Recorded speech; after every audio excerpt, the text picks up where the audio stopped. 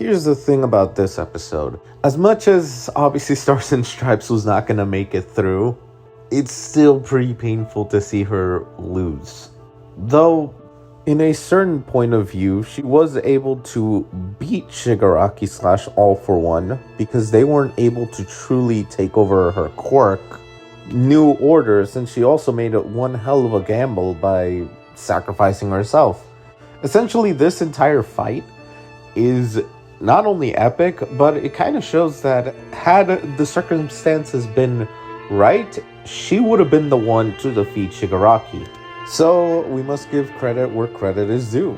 She is at the same strength as All For One and One For All.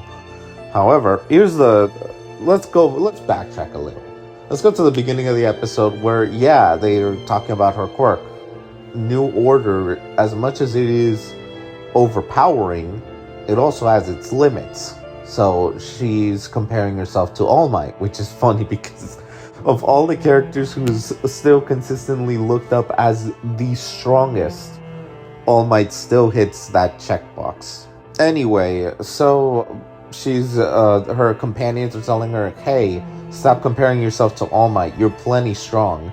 And then we cut back to the battle where, although her attack is indeed causing damage, it is just holding him still while he's just unable to do anything. And she's trying to do something, so she has to change up her rules a bit so that way she's able to truly do damage to him. And although even All For One / Shigaraki even admits that, had he not done his thing, it would have for sure had killed him. But because of convenience and plot armor, he was able to avoid this and go for stealing her quirk, which obviously she implemented a rule on her quirk and attempted a rule on herself to save herself as well. But even she was aware that, that was not probably going to work.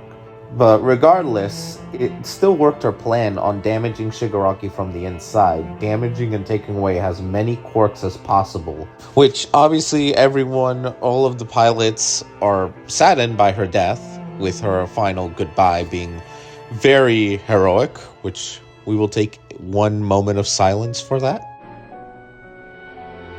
Freeze it! Hop!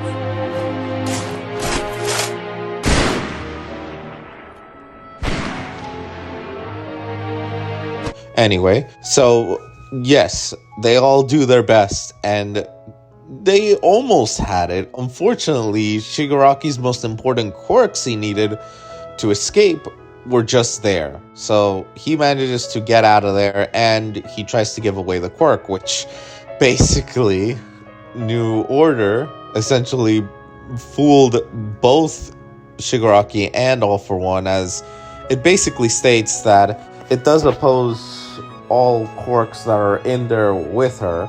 She'll also be caught in the backlash and disappear, as the quirk is explaining. So essentially, from what I understand, the quirk is basically gone because it also murked itself. So basically New Order is off the table. And that quirk would have been a game changer had Star and Stripe arrived, met with Deku, and worked together. I almost think that she would have been able to completely screw over the villains, because first of all, Dabi with his flames wouldn't have done jack shit. He would have lost. Toga, I don't really see her winning. Mr. Lizard Man is not doing anything, which, by the way, I'm just referring to Spinner. I'm having fun with the name. But even Spinner wouldn't realistically being able... majority of them wouldn't, honestly. Maybe Twice. I can actually see Twice being a problem. Unless she manages to get the real one and say you can't duplicate anymore or something like that. But even then, it's like... Twice, Shigaraki are literally the two that she'd have the most trouble. And Shigaraki proved himself to be the most troublesome. But that's here or there. So the whole world knows, and because of that, it basically forced everyone else to basically leave Japan as is. Because now, with the strongest one knocked out from the United States, every other world now realizes that their villains are going to start coming all over the place and want to basically do what's happening to Japan, thanks to All For One. So the news goes to Class 1A, and they're showing that even despite that, they're all ready for the battle. And even then, thanks to the American data, thanks to Stars and Stripe, her little trick actually caused Shigaraki to need another week to be completed. So essentially, she bought everyone more time to train and get stronger. Which, I mean, we're in the final war.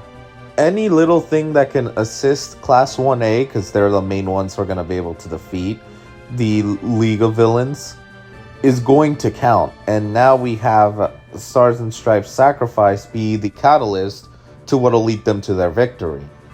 So, yeah, the episode ends on a high note because everyone is more or less prepared for what's to come. And unfortunate, we don't get more of Stars and Stripes. She seems like a pretty cool character with the amount of flashbacks we got with her and her attitude being almost All Might-like. She was just a catalyst, unfortunately, to show us just how annoyingly dangerous Shigaraki is right when he's about to be complete. Anyway, it was a pretty good episode, honestly. It has some of the greatest visuals, I gotta give it that. It still does not fail in the visual department.